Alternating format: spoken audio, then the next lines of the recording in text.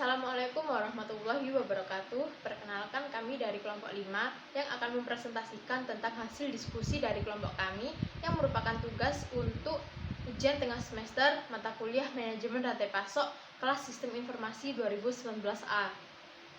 Kelompok 5 terdiri dari Aulia Dwi Saputri NIM 008, Daniel Dian Prakosa NIM 032, Pramuditya Aji Gumelar NIM 043, Muhammad Akbar Priyambodo NIM 114, dan Fahmi Rizky Maulidi NIM 115.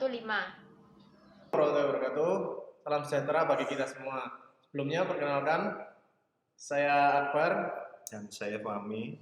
Nah, di sini kita akan membahas apa sih Zara itu. Pasti kalian udah gak asing sama branded yang satu ini. Di sini kita akan ulik lebih dalam gimana sih supply chain dari merek baju satu ini. Sebelumnya kita akan membahas terlebih dahulu profil dari Zara itu sendiri.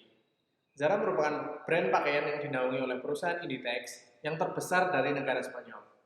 Pada tahun 2012, pihak Inditex mengkonfirmasi penjualan mereka mencapai angka 16 miliar euro dari kurang lebih 6.000 gerai di 86 negara.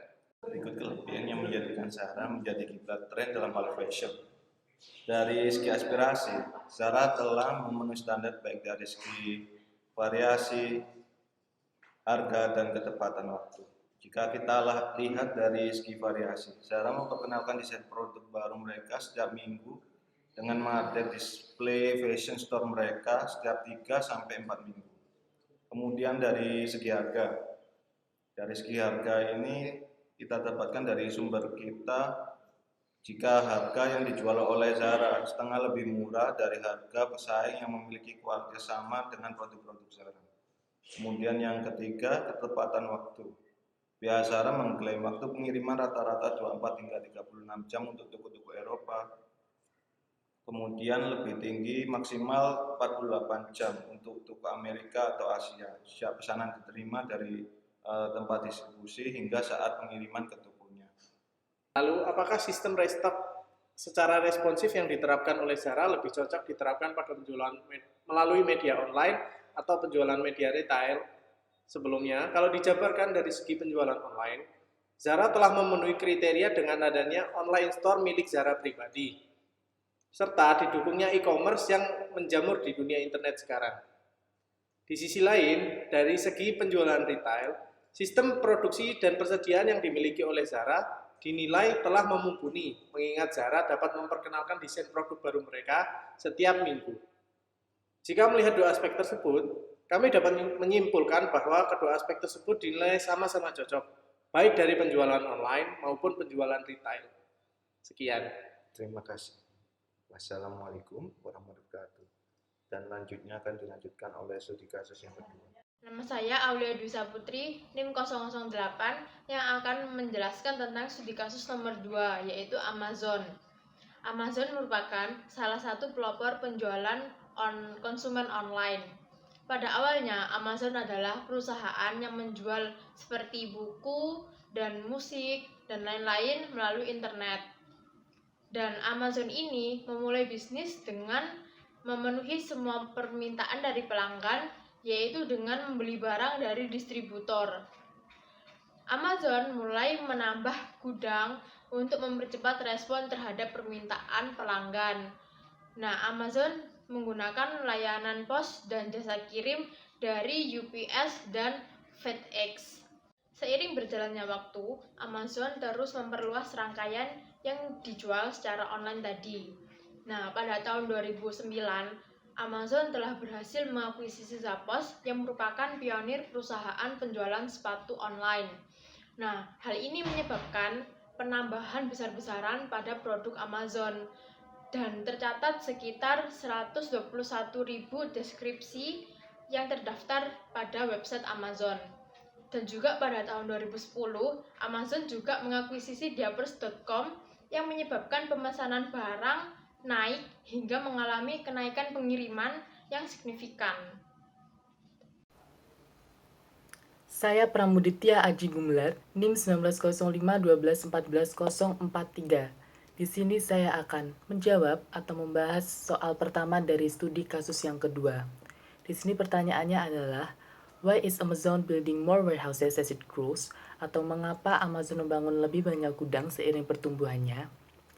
Karena Amazon ingin mempercepat proses bisnis mereka agar produk dapat sampai ke tangan konsumen lebih cepat. Jelas bahwa ketika jumlah gudang itu meningkat, waktu respon akan menjadi berkurang, dan sebaliknya, ketika jumlah gudang itu kurang, akan meningkatkan waktu respon. Jadi, dengan meningkatkan jumlah gudang dan menempatkannya di dekat pelanggan atau konsumen, itu akan menurunkan atau mengurangi waktu respon yang ada. Maka dari itu, seiring dengan pertumbuhan dan perkembangan Amazon, Amazon akan menambahkan lebih banyak gudang untuk bereaksi lebih cepat terhadap pesanan konsumen. Sehingga konsumen akan menjadi puas dengan pelayanan yang ada pada Amazon. Seperti itu. Saya Daniel Dian Prakosa, NIM 032. Di sini saya akan menjawab pertanyaan nomor 2 pada studi kasus kedua. Pertanyaannya adalah, dengan mempertimbangkan rantai pasok yang terlibat saat pelanggan memesan buku dari Amazon, identifikasi batas push atau pull dan dua proses masing-masing dalam fase push dan pull. Proses push beroperasi di lingkungan yang tidak pasti karena permintaan pelanggan belum diketahui. Sedangkan proses pull beroperasi di lingkungan tempat permintaan pelanggan diketahui. Pada proses perusahaan Amazon, push atau pull boundary ada antara pengecer dan pelanggan mereka. Amazon memesan produk dari distributor dan kemudian Amazon mengirimkan produk pesanan ke pelanggan.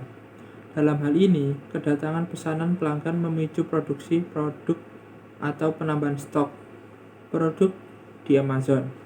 Amazon mengeksekusi semua proses dalam customer order cycle setelah pesanan pelanggan tiba. Semua proses yang merupakan bagian dari customer order cycle adalah pull process. Tujuan dari siklus penambahan adalah untuk memastikan ketersediaan produk ketika pesanan pelanggan tiba. Semua proses dalam siklus penambahan dilakukan untuk mengantisipasi permintaan dan merupakan bagian dari pull process. Hal yang sama berlaku untuk proses dalam siklus manufaktur dan siklus pengadaan. Dari jawaban tersebut dapat disimpulkan jika dapat berhubungan dengan soal nomor 1, ya kan, perusahaan Amazon ingin membangun banyak gudang. Mengapa? Dikarenakan dia ingin agar customer-nya puas dengan kecepatan pengiriman dan juga ketersediaan yang selalu tersedia. Proses dalam tahap pull adalah order fulfillment, shipping atau pengiriman, customer returns, pengembalian pelanggan, dan customer billing atau tagihan pelanggan. Proses dalam fase push adalah production, stock replacement atau penambahan stok, shipping atau pengiriman, dan payment. Mungkin itu saja yang dapat kelompok kami sampaikan. Kurang lebihnya mohon maaf. Semoga dapat dipahami oleh Bu Gea. Wassalamualaikum warahmatullahi wabarakatuh.